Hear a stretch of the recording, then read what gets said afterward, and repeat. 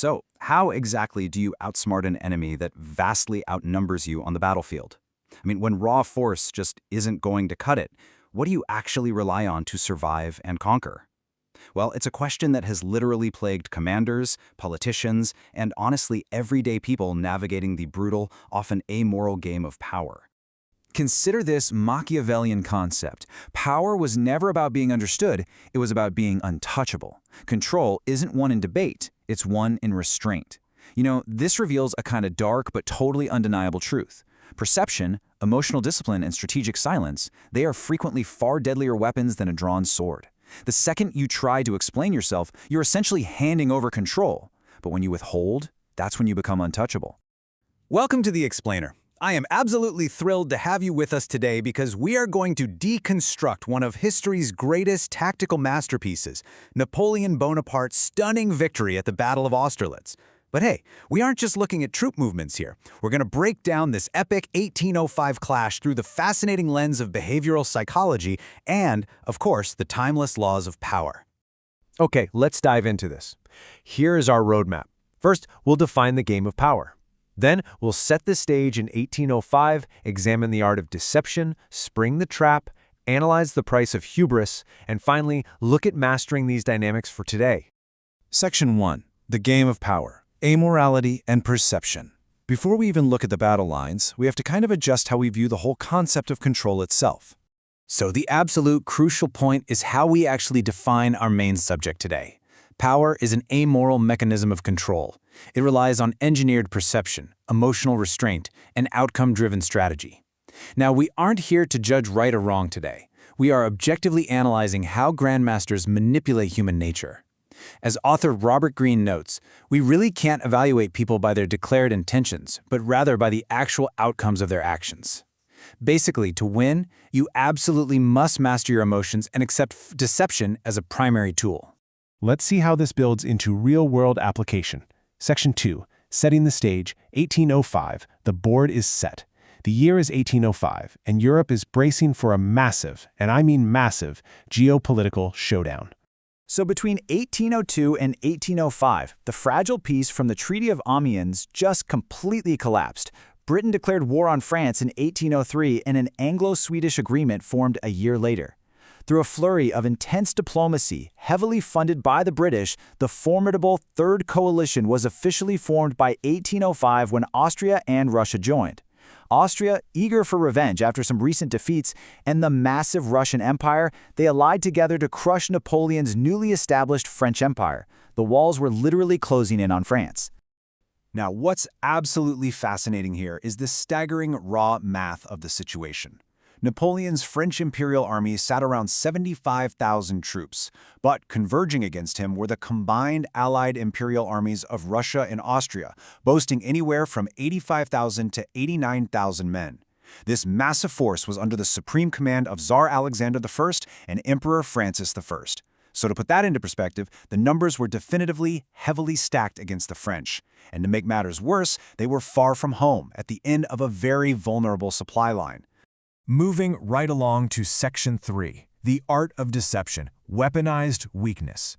Facing this massive numerical disadvantage, Napoleon realized pretty quickly he couldn't just match force with force. He had to manipulate the board. He literally had to play with the minds of his enemies. And this brings us to a really important concept. To understand what Napoleon did next, we have to look at Robert Greene's 48 Laws of Power, specifically Law 3, which is conceal your intentions, and Law 21, play a sucker to catch a sucker. In other words, feign vulnerability to make your opponent drop their guard. Napoleon knew for sure that engineered weakness is a devastating psychological trap. Think about it. If he looked strong, the Allies would just stay defensive. But if he faked severe vulnerability, he could entice them into making a catastrophic, overly aggressive mistake. Let's break down the exact execution of this really masterful deception. Step 1. Napoleon actually accepted an armistice offering, giving the completely false impression that his army was exhausted and just desperate for peace. Step 2. He deliberately abandoned the Pratzen Heights. Now, this was the most dominant, strategically vital high ground on the whole battlefield, and he made sure the retreat looked incredibly chaotic. Finally, Step 3. He deliberately played the part of a nervous, hesitant commander to the Tsar's impetuous aide, projecting deep, deep anxiety.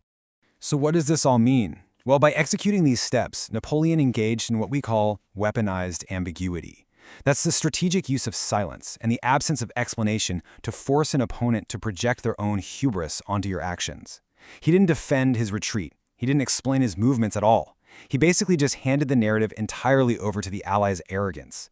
The young Russian Tsar and his Austrian chief of staff took one look at the retreating French and projected their own overconfidence right onto the situation. They saw exactly what they wanted to see, a fleeing victim. Hubris is a real blinder, isn't it? Even their veteran general, Kutuzov, advised caution, but the allure of crushing a seemingly weak Napoleon was just way too tempting. Section 4. Springing the Trap, the Climax. Okay, it is the morning of December 2nd, 1805. The Allies have taken the bait completely. Believing the French right flank to be the weakest point, they actually stripped troops from their own center on the Pratzen Heights to mount this massive flanking maneuver. But they didn't know about one absolutely staggering metric: 110 kilometers. See, Napoleon had deliberately left his right flank looking weak to draw the Allied attack, but he had secretly ordered Marshal Davout's Third Corps to force march all the way from Vienna. Imagine the grueling, miserable reality of this for a second. Thousands of men marching 110 kilometers in just 48 hours through the freezing winter, just to plug the gap right as the Allied assault began. Davout's men arrived completely exhausted, but they held the line brilliantly against vastly superior numbers. Meanwhile, the environment itself kind of became an accomplice to the whole deception. A dense, lingering morning mist cloaked the dead ground right below the Pratzen Heights. Hidden, completely out of sight, were 16,000 elite French troops under Marshal Soult. Napoleon literally just waited until the Allies had fatally thinned their center, marching blindly down the heights into the fog. Then, just as the mist began to clear, the legendary son of Austerlitz broke through the clouds. And boom, it revealed this devastating French strike force advancing rapidly toward the now completely weakened Allied center. 20 minutes, that's all it took. When Napoleon saw the gap, he asked Marshal Soult how long it would take to reach the heights. Soult replied, "Less than 20 minutes, sire. This really demonstrates the lethal, terrifying speed of a flawlessly executed plan." The French troops swept up the slopes, completely stunning the remaining Russian and Austrian defenders who honestly couldn't believe an entire army had just materialized right out of the fog. As he gave the order, Napoleon uttered a chillingly accurate prediction. One sharp blow and the war is over. And wow, he was right. Soult's men shattered the Allied center, effectively splitting that massive Russo-Austrian army completely in half. The psychological shock to the Allied commanders, who, remember, just a few hours before thought they were chasing a fleeing victim, was absolute.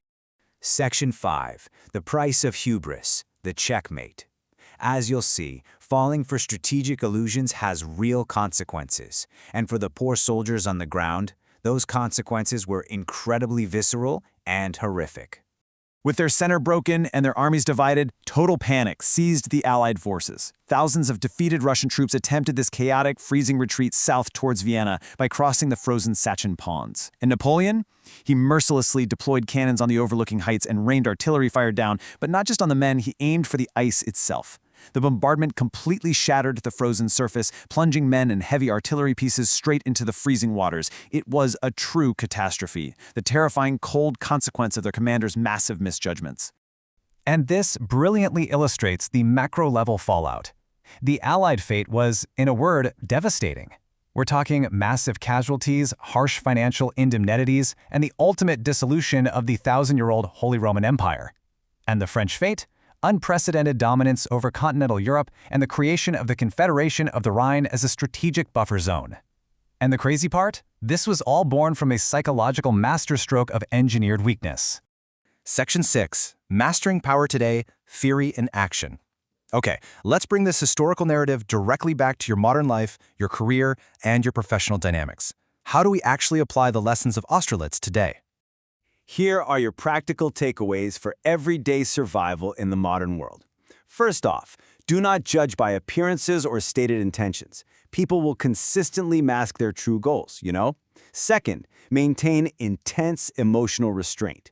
Don't let your ego push you into an unforced error, kind of like Tsar Alexander did. Third, beware of opponents feigning weakness. It is so often just a trap designed to draw you out. Fourth, never over-explain or defensively justify yourself. Seriously, the minute you start explaining, you legitimize the attacks against you. Instead, just let silence do the heavy lifting. Stay completely unreadable. I really want to leave you with this provocative final thought today. When you are under pressure, are you desperately defending yourself, talking way too much and just giving up control? Or are you weaponizing ambiguity, stepping back into the mist and remaining untouchable? The choice and the power is entirely yours. Thank you so much for joining me for this explainer, and I'll catch you next time.